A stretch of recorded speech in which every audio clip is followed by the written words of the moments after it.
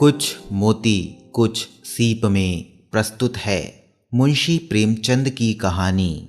ठाकुर का कुआं। प्रवाचक हैं अमित सोनी।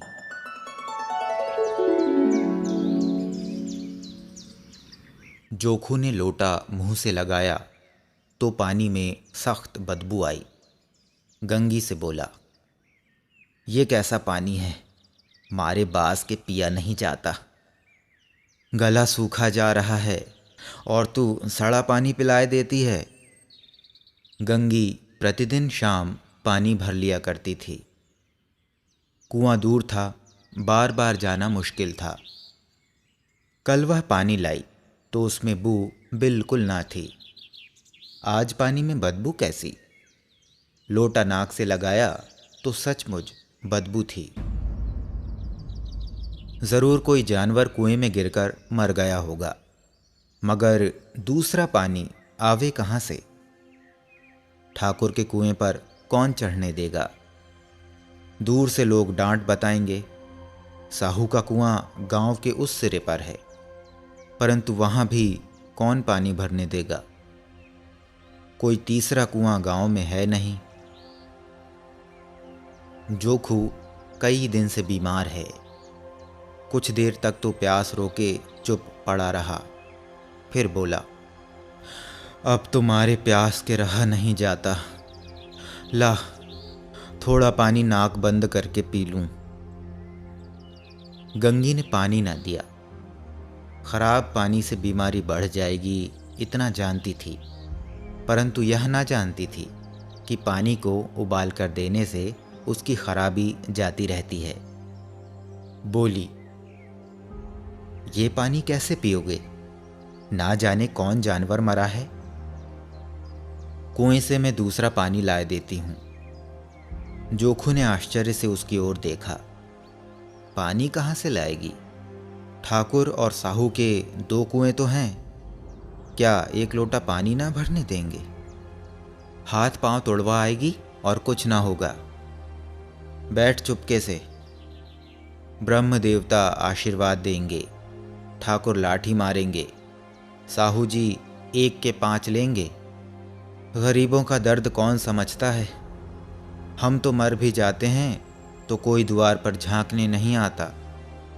कंधा देना तो बड़ी बात है, ऐसे लोग कुएं से पानी भरने देंगे? इन शब्दों में कड़वा सत्य था।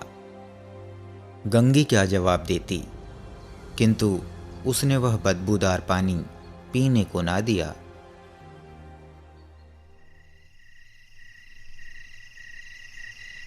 रात के 9 बजे थे। थके मांदे मजदूर तो सो चुके थे। ठाकुर के दरवाजे पर 10-5 बेफिक्रे जमा थे।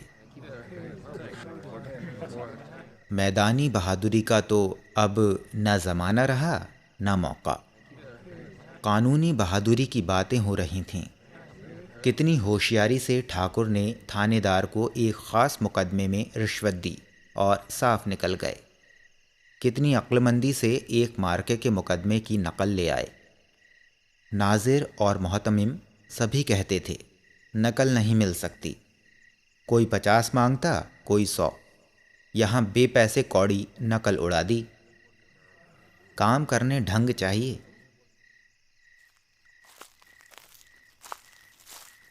इसी समय गंगी कुएं से पानी लेने पहुंची। कुप्पी की धुंधली रोशनी कुएं पर आ रही थी।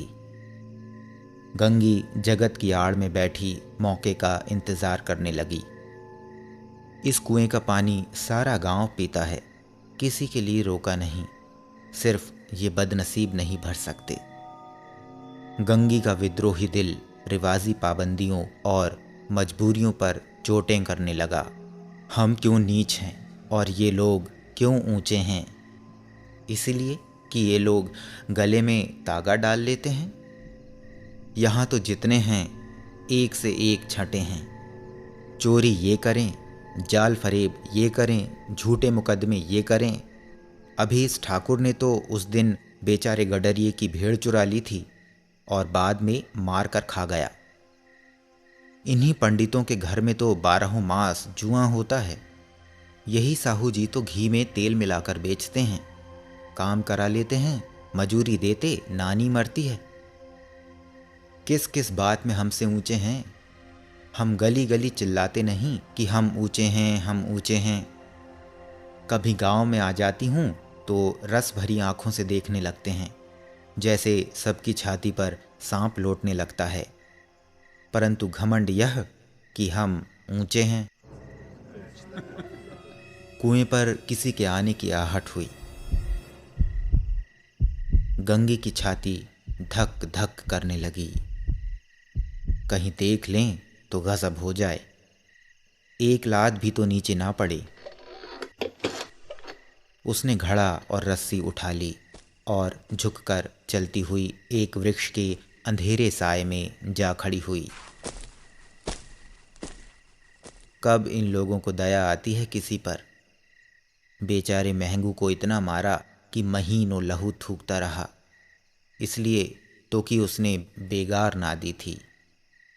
इस पर ये लोग ऊंचे बनते हैं। कुएं पर स्त्रियां पानी भरने आई थीं। इनमें बातें हो रही थीं। खाना खाने चले और हुक्म हुआ कि ताज़ा पानी भर लाओ, घड़े के लिए पैसे नहीं हैं। हम लोगों को आराम से बैठ देखकर जैसे मर्दों को जलन होती है। हाँ, ये तो ना हुआ कि कलसिया उठाकर भर लाते, बस हुक्म चला दिया कि ताज़ा पानी लाओ। मत लजाओ दीदी, छिन भर आराम करने को जी तरस कर रह जाता है। इतना काम किसी दूसरे के घर कर देती तो इससे कहीं आराम से रहती। ऊपर से वह एहसान मानता। यहाँ काम करते करते मर जाओ, पर किसी का मुंह ही सीधा नहीं होता। दोनों पानी भरकर चली गईं तो गंगी वृक्ष की छाया से निकली और कुएं की जगत के पास आई। बेफिक्रे चले गए थे। ठाकुर भी दरवाज़ा बंद कर अंदर आंगन में सोने जा रहे थे। गंगी ने क्षणिक सुख की सांस ली। किसी तरह मैदान तो साफ हुआ। अमृत चुरा लाने के लिए जो राजकुमार किसी ज़माने में गया था, वह भी शायद इतनी सावधानी के साथ और समझ बूझकर ना गया हो।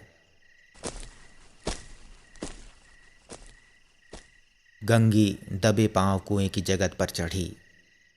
विजय का ऐसा अनुभव उसे पहले कभी ना हुआ था। उसने रस्सी का फंदा घड़े में डाला, दाएं बाएं चौकन्नी दृष्टि से देखा, जैसे कोई सिपाही रात को शत्रु के किले में सुराख कर देख रहा हो। अगर इस समय वह पकड़ ली गई तो फिर उसके लिए माफ़ी या रियायत की रत्ती भर उम्मीद नहीं। अंत में देवताओं को याद करके उसने कलेजा मजबूत किया और घड़ा कुएं में डाल दिया।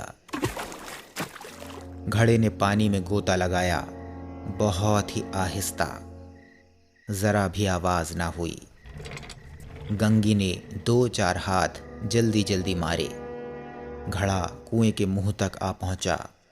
कोई बड़ा शहजोर पहलवान भी इतनी तेजी से ना खींच सकता था। गंगी झुकी कि घड़े को पकड़कर जगत पर रखे कि एकाएक ठाकुर साहब का दरवाज़ा खुल गया। शेर का मुंह इससे अधिक भयानक ना होगा। गंगी के हाथ से रस्सी छूट गई। रस्सी के साथ घड़ा धड़ाम से पानी में गिरा और कई क्षण तक पानी में हिलकोरे की आवाज़ें सुनाई देती रहीं। ठाकुर कौन है पुकारते हुए कुएं की तरफ आ रहे थे और गंगी जगत से कूदकर भागी जा रही थी।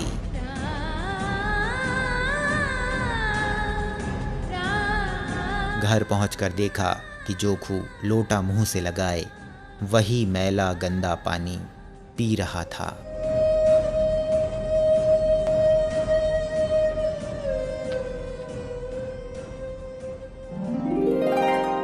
ये थी मुंशी प्रेमचंद की कहानी ठाकुर का कुआं।